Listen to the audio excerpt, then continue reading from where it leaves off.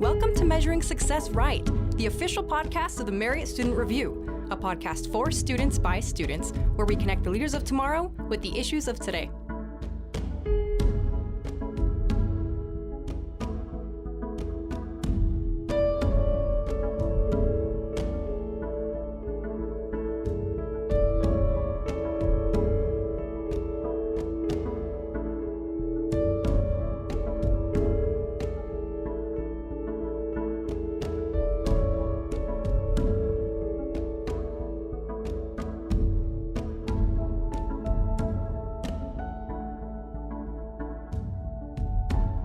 Hello and welcome back to Measuring Success Right. Today on the show we have Cindy and Stephen Keung. Cindy and Stephen both grew up in New Zealand. So if you are a fan of cool accents like me, we are for a treat today. After leaving New Zealand to attend Brigham Young University, Hawaii, the Keungs moved to Provo so Stephen could pursue a master's in accounting at Brigham Young University. Following graduation, Stephen worked for a Big Four accounting firm and eventually moved into social enterprise. Cindy and Stephen have 4 beautiful children and 3 grandchildren. Together, Cindy and Stephen have served in several capacities in the Church of Jesus Christ of Latter-day Saints, such as mission president in the Canada Calgary Mission and counselor in the MTC presidency in New Zealand. I got the chance to work with them during their time in Canada, and from my personal experience, I can say that they are some of the most kind people in the world. So to begin, as you guys have lived in the United States, Canada, and New Zealand, what are some of the differences you have noticed between cultures, recreationally, but also professionally? Well, first of all, Emily, thank you for inviting us to be a guest on your show today. And we're just thrilled to be here. The differences. Well, we say tomato and you say tomato. But in terms of the differences, we play football without pads and you play football with pads. So you're saying that you're more intense than us? Well, you could say that. Or strong. No, I shouldn't say that either. No, I think that New Zealand's culture is being a very small country, only 5 million strong. I think we do very well, but we're pretty much understated. And I'll give you an example. We have this beautiful drink down there. It's a soft drink that's called lemon and pyro, and we think it's the best. And we claim it to be world famous in New Zealand. Ooh. So we don't claim that it's the best in the world, but we're understated. We believe that we do things well, and we stay within our lane there in New Zealand.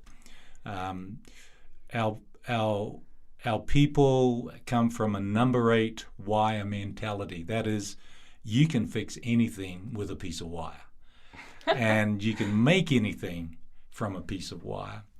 And as a result, we like to maintain things.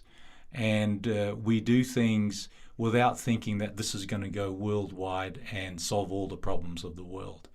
I think in the US, we really do have here a can-do attitude, and we can take on the world. We don't have that sort of mentality or a culture like that. So that might be a little bit of a window into what the culture's like and what we do down there. Is that helpful? That is wonderful. I think it's so cool that you guys have that perspective of the different places that you've lived. So I guess, as many of the listeners know, we record this podcast at Brigham Young University in Provo, which also happens to be your alma mater. That's true. As you guys made your way across campus to record, I'm sure some memories started to flood in. As you reflected back, do you have any favorite memories of your time here at BYU? We sure do. I think I can't remember the name of the building, but before the Tanner building was opened, we had, I remember the first semester, we'd have our class on in a building just across the way. I think it might have been the Joseph Smith building. But I remember looking outside one day and I saw snow falling. I'd never seen snow fall. No way. And so that was very special. I think one that we really enjoyed was being able to go to the Marriott Centre and to support the BYU basketball, and to the football stadium and learn the Cougar Fight song, and all of those wonderful things that we just really loved, that we had never ever been a part of. And I remember we lived up in married student housing, and we bought a toboggan for our eldest one. She was the only one that we had at that time. And we put her in a toboggan, and she just kind of slid all the way down to the Marriott Centre. And, it's those special things, because in New Zealand where we live, we don't have snow. Well, at least not where we live. And we had just come from Hawaii. And so to go from that climate, that tropical climate, to full-on winter was a bit of a culture shock. But we embraced all that there was that was good and fun, and just really enjoyed new things, discovering new things. I think also we're sitting in the Harold B. Lee Library. We are, in fact. I used to always study on the bottom floor of the Harold B. Library. There were less distractions, and it became, I don't know if it was my favorite place, but it certainly was a place in which I was able to get a lot done. So lots of beautiful memories here, and especially the wonderful spirit of the school and the beautiful people that we met and have had lifetime friends. Oh, I love that. BYU truly does have such fun sporting events, and also so grateful for all of the learnings that we can get, whether spiritual or secular, here at the university. Okay, so then following graduation, would you mind giving us just a high overview of your career? Yes, upon graduating from BYU in the MAC program, I took up a role in the San Francisco Bay Area with a large accounting firm. It's still in existence today, and worked there until an earthquake happened in 1989. I think it was the Lord's way of saying, we're going to send you back to New Zealand, and there are a few things that we want you to do. And so that journey then took me to where we are today. That is, working with people, social enterprises, and helping individuals to be self-reliant and to be thriving and flourishing communities. And I didn't know it as I was going along the way. There was a time when I was involved in, when I moved out of the accounting field, I actually worked for a large social enterprise in New Zealand who developed policy in health and human services in New Zealand and all of the tools that support that. Fast forward, we've helped to commercialize those for social enterprises. We did that through New Zealand, and now bringing that over to the US. So it's been quite a journey from a big, large corporate to social enterprises doing good in the community. That is really cool. I think a lot of people get really nervous when they consider a big career change. So what was that decision process like for you? We were in San Francisco. I was only supposed to be there for 2 years. And when my time came up, I was supposed to transfer back to our New Zealand office. I looked across the bay and decided, wow, I just love this. I loved everything about the accounting profession and the rewards and benefits and everything else that went with it. And I stayed for 8 years. And then an earthquake happened, and I think it's, as I said, the Lord said, go back. There were some other things we wanted you to do. I went back to New Zealand, worked with an accounting firm down there, and there was this client that we had. They were Indigenous Māori, our people, and and I wanted to do their work. And as a result of that, that's when I made the change. I used to always ask when I was this young auditor, they used to always tell me, the firm, you're going to be this valued business advisor. And I was getting frustrated. I probably was a little prideful, thinking that I needed to do more and be more. And I always wanted to be a valued business advisor, but I also wanted to be part of the creating and building of something, and I didn't feel that. When I went back to New Zealand, I left the comfort zone, if you will, and went and worked for this social enterprise. My first office with them was an old police station, and there were holes in the door. That always makes it nice. And my dad said, "What are you doing working there?" And I'd come from the 27th floor of a downtown city building to that environment. So it was certainly a change for me. But I think as I reflect on my life, the Lord had a way of guiding me and directing me. I think it is amazing to see how our life shapes and is changed from what we expect it to be. I think his nature is to build something, build things. And he initially wanted to become an architect when he was in high school. Or a maths teacher. So I think for him, he loved to build and create things, and he liked to solve problems. And so, the math and the architecture, just seemed to fill that desire. And so, though it was a big jump to, come out of corporate, I think it was a very natural, as we look back, even though it's scary when he decided to go this way. But I think, he loves going in and helping, creating things, solving problems, and so that's what he's been doing ever since, and it's just in his DNA to do that.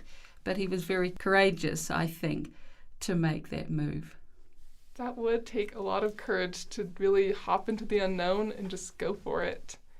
Kind of related, and probably a question for both of you. As you went throughout your career, how did you balance raising your kids and being able to have that career that you wanted? Well, we're a partnership.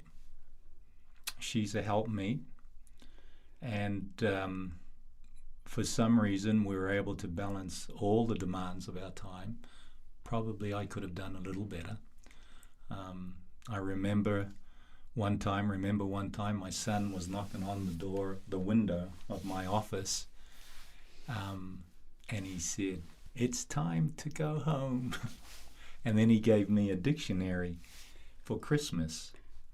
And in the dictionary, he had bookmarked a word. The word was vacation. So I think I could have done a little better. Oh my goodness. But we balanced all that because I've got a beautiful wife who is every part of whatever success we may have attained. We chose very early, if we were going to have a family, I was going to raise that family. And so he gave me, except maybe for a couple of years, but I'm grateful that I had that opportunity because I know that it doesn't come to many mothers who would love to stay home.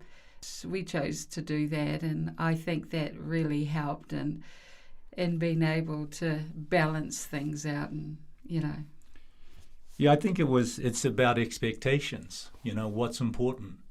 And some things just aren't important, and you can get by with what we did, and felt what was important was for the children to have their mother at home. I have met almost all of your children, and it is amazing to see how solid of people they are, and you have done such a good job, and I am forever grateful for the influence that you've had on me, but I'm sure they're even more grateful for the lessons that you've taught them. So then, I guess looking back on your career, what kind of advice would you give to students that are either picking a major or about to graduate and kind of starting their professional life? That's always a challenge for young people, even as it was for us, to determine what you want to do. I think first and foremost, trust the Lord. Trust the Lord in everything that you do, and He'll guide your path. And if you're going somewhere that you ought not to be, something will happen. And that's what happened for me. Typically in New Zealand, we back in my generation, university wasn't something that was automatic. Interesting. And so I didn't know or think that I was smart enough to go to university. And it was because of my mission and some other things that allowed us to come to, BYU Hawaii, first of all. And in choosing a major, I had no clue. And I went through and looked at all the majors. I didn't know what they were, and so I did understand the word business, and so I thought, I'll do business. Might as well try it out. I did, and so I enrolled in the business as a business major. I think my very first 3 classes, one of them was a 300 level class. I had no idea what the numbers all meant, but it was an organizational behavior class. I had no clue what it was about, but I enjoyed the opportunity to learn about business. And then I went to my business class. There was very small compared to BYU Provo. There was about 40 in the room. So nice. And I thought, well, that's a large class. You remember, I'm coming from New Zealand. And I went to my first accounting class. There were only about 10. And so I thought to myself, well, if I graduate, I'm competing with 40 others. For accounting, I'm competing with 10. I think I might go down that line. And that's how I got into accounting. I didn't have any dreams of it. I didn't have any planning. It was just something that I did. And so to those that are trying to make a decision, trust in the Lord. You'll have impressions, and you'll go down paths where the Lord will move you around, and you'll adapt, and provided your efforts and your desires are righteous, He'll take care of you. I love that. I think that is such good advice. I think a lot of times we all get so nervous, but we can never go too far astray. You won't. There is not. It's a bit. Well, I start going into church speak. I don't want to do that all the time in this, but this life is about change, and so we're never too old to change, and there's always enough runway in this life to change. I think figure out what you love to do. And I think one of the ways to figure out, and certainly as we, work with missionaries who are trying to figure things out, go to your patriarchal blessing and see what your gifts and your talents are. Because those are gifts that the Lord's given you, and then you've been sent to earth to develop them. And so, and normally those gifts, even though you don't think, they're gifts, if we develop them, we will come to love them. So I think think about what you love to do and then pursue it. But also, don't be afraid to change either. If you think, okay, that's not quite what I want to do, I still love it, but that's not what I want to do. Don't be afraid to change. Just, try and do and love different things, and it'll come to you what your life's passion will be. And I think that's the most important thing. And that's true. But I also would like to add, President Nelson gave us beautiful counsel when he was first called as the prophet and selecting his counselors. You remember he interviewed all 12 of the brethren when selecting his counselors, and he said, good inspiration is based on good information. And so while we want to trust on the Lord, to use a business term, we ought to do our due diligence. We ought to gather as much information as we can, talk to as many people as we can. And once you have the information, then you'll be able to make some really good decisions. Study it out in your mind, we're taught in the scriptures. And then your heart will help you determine what you should do with that information and how you might proceed. It is so powerful to both evaluate what you love, but then also the guidance that you've been given and be able to move forward with confidence of what you should do. So looping back, you had mentioned the missionaries. And maybe for listeners that aren't as familiar with how missions work for the Church of Jesus Christ of Latter-day Saints, would you mind explaining what a mission president is, and then also how you feel like your professional life prepared you to be a mission president?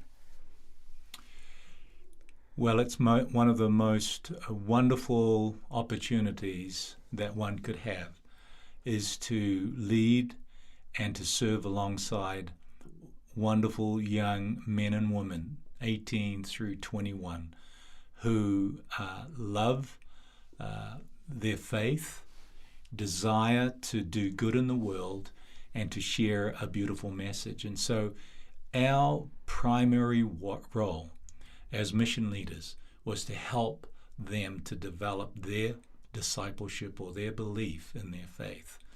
Once they were able to do that, then they would be able to have the courage, have the tools to be able to manage and guide themselves.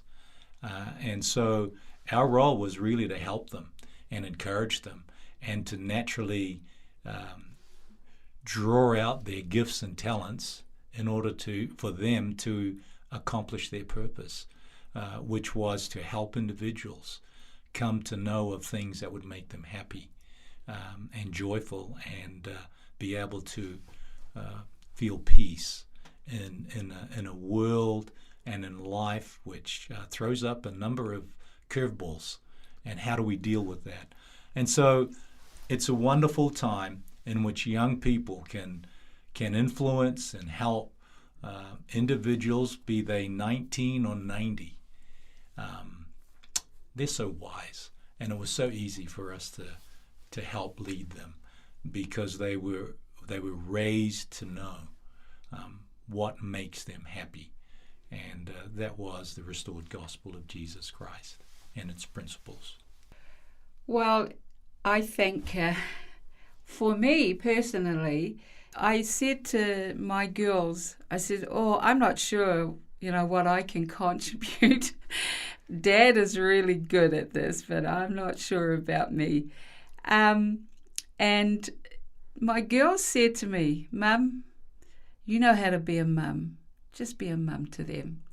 And so that probably was some of the greatest wisdom and counsel that I received. And I remember saying to them, well, I can do that. And they go, well, just do that then. And so that's what I tried to do as a mission leader. And I felt so blessed that parents had entrusted us with their children. And I tried to treat you not only as missionaries, but for you to know that I was a mother figure also, that I could love you and give lots of hugs and things like that. So that was great wisdom for me, and so being a mum. I think as young missionaries, it's a very important phase of transition from being dependent upon parents and everyone else in your life for things, where you will soon go into a world where you're independent and where you need to make your way.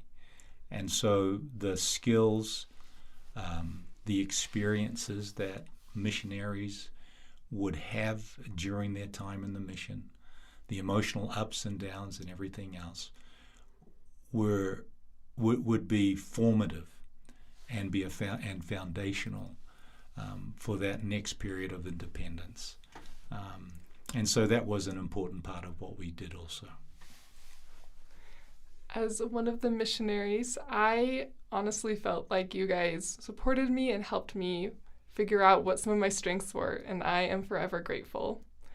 Kind of along those same lines, between the different missionaries that you've worked with and then also different business professionals that you've worked with, what are some qualities of leaders that you've seen to be really effective, and how would you have people grow those qualities?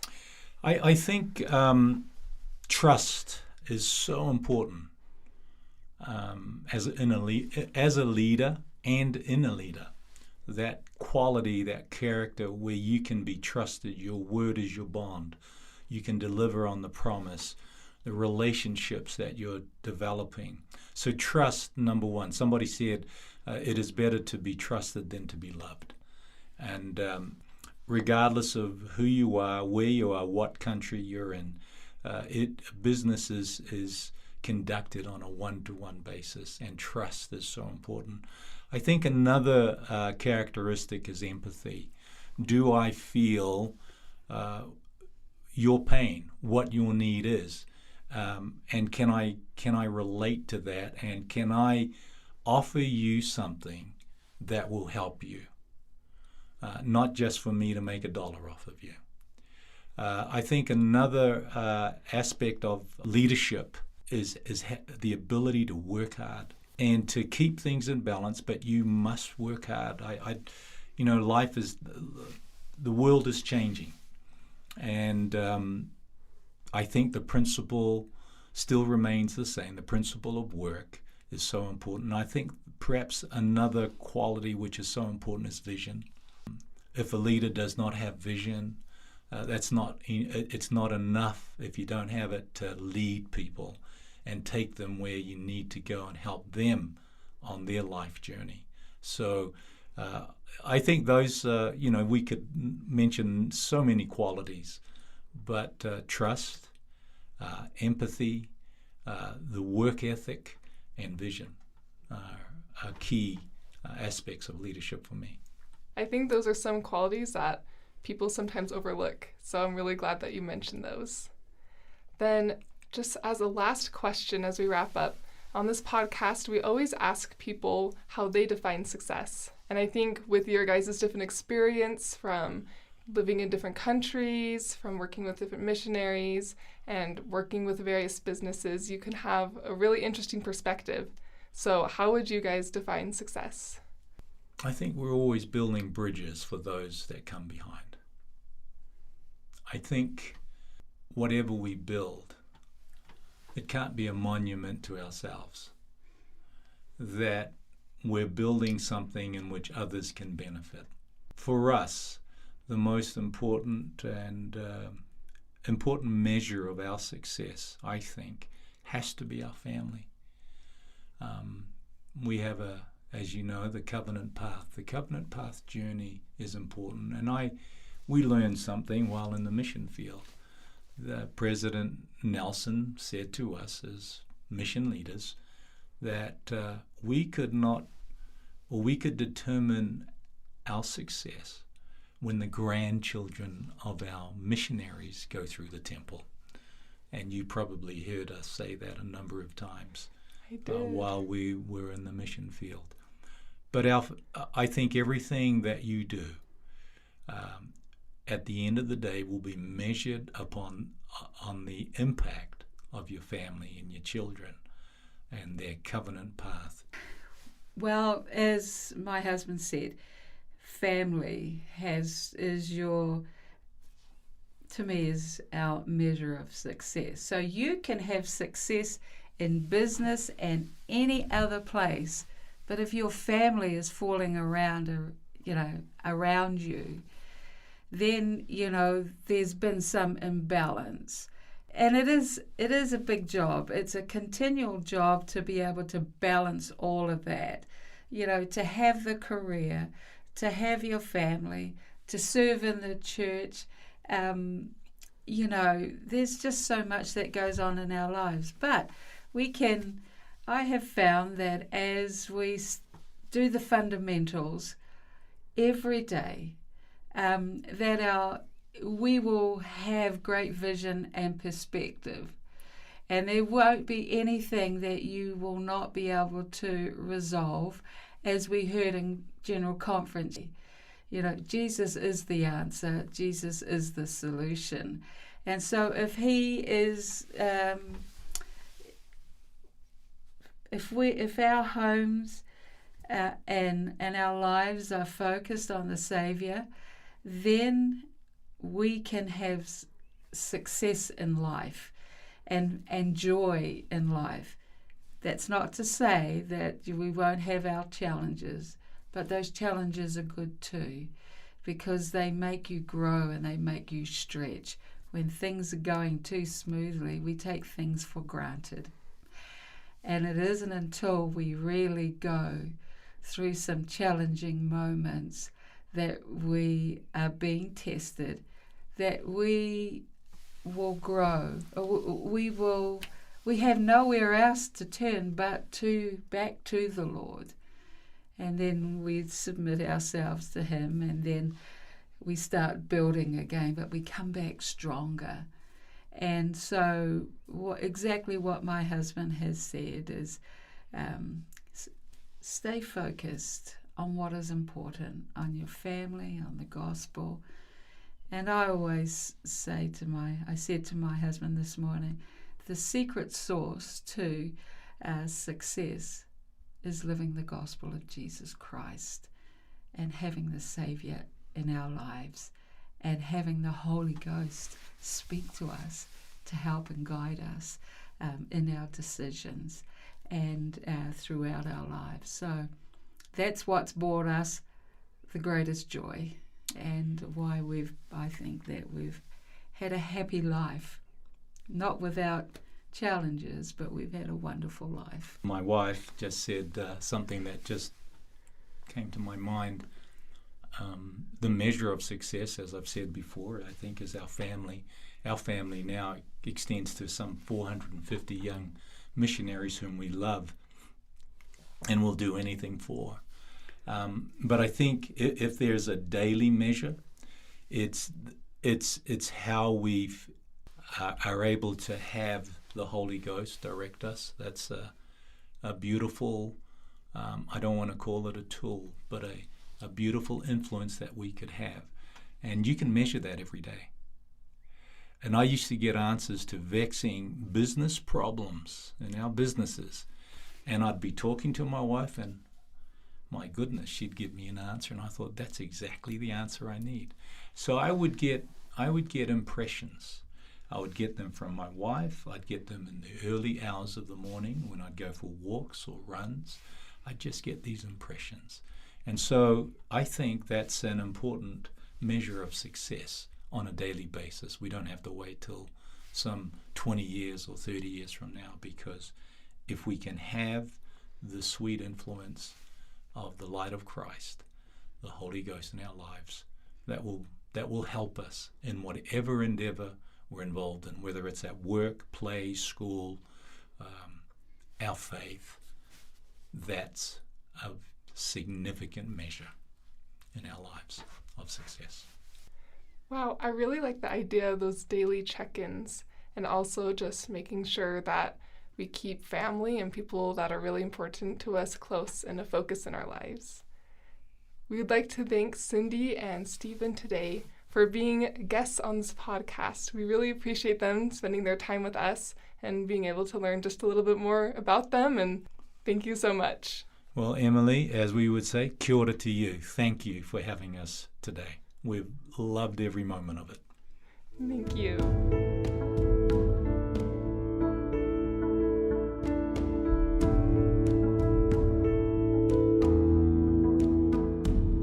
Make sure you subscribe to our podcasts on Apple Podcasts, Spotify, Google Play, or SoundCloud so you never miss an episode. Be a friend and tell a friend about measuring success right.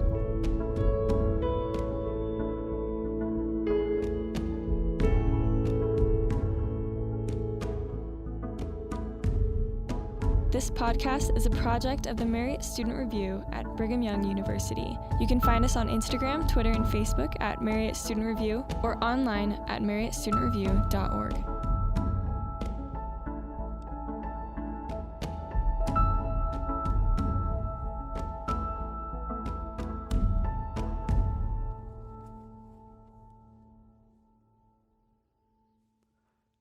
The views and opinions expressed in this podcast do not necessarily reflect official policy or position of Brigham Young University or the Church of Jesus Christ of Latter-day Saints.